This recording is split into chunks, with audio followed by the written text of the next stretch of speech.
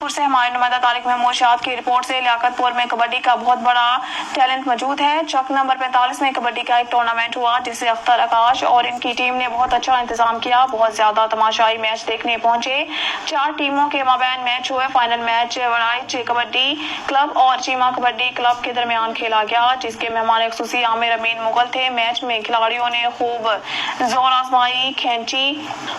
आजमाई, कैंची जफ्फे का इस्तेमाल हुआ। खिलाड़ियों को चोट लगने की सूरत में 1122 का मामला भी मौजूद था, जिन्होंने तिब्बी इमदाद दी। लियाकतपुर के स्टार खिलाड़ियों के वालिदैन की दस्तारबंदी की गई और लियाकतपुर के खिलाड़ियों को कैश प्राइज भी दिए गए। जीतने वाली टीम को ट्रॉफी और 10,000 रुपए, रनर अप टीम को ट्रॉफी और 5,000 रुपए दिया गया। मेहमान खुसूसी ने कहा कि हमारे देहात में कबड्डी को बहुत पसंद किया जाता है, इसलिए हमारे चकूक में कबड्डी के खिलाड़ी बहुत ज्यादा हैं और मैंने देखा है शहर की मुनासबत चकूक के लड़के कम बीमार होते हैं। हमारी हुकूमत से अपील है कि इन खिलाड़ियों की सरपरस्ती स्कूल लेवल से होनी चाहिए और लंबरदारान को हदायत की जाए, इस तरह के कबड्डी मैच करवाते रहे। मैं अख्तर आकाश और इनकी टीम को मुबारकबाद पेश करता हूं, जिन्होंने बहुत अच्छा टूर्नामेंट ऑर्गेनाइज किया और मैं रजिस्टर्ड प्रेस क्लब का भी शुक्रिया अदा करता हूं, जिन्होंने भरपूर कवरेज दी।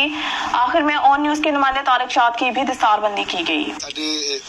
इस इलाके वास्ते एक बहुत बड़ी तफरीह सी, पूरी तहसील वास्ते यकीन जानो फिरोजा तो लैके चन्नीगोट बल्कि आमनपुर तक मेहमान आए सी। ऐसे जी महंगाई के दौर जो पिछे हुए दौर लोगों को तफरीह देना कोई आसान काम नहीं। ये सारा क्रेडिट चक 45 और अख्तर अली आकाश में जाता, जिन्होंने अपनी काविशां नाल इस टूर्नामेंट में चार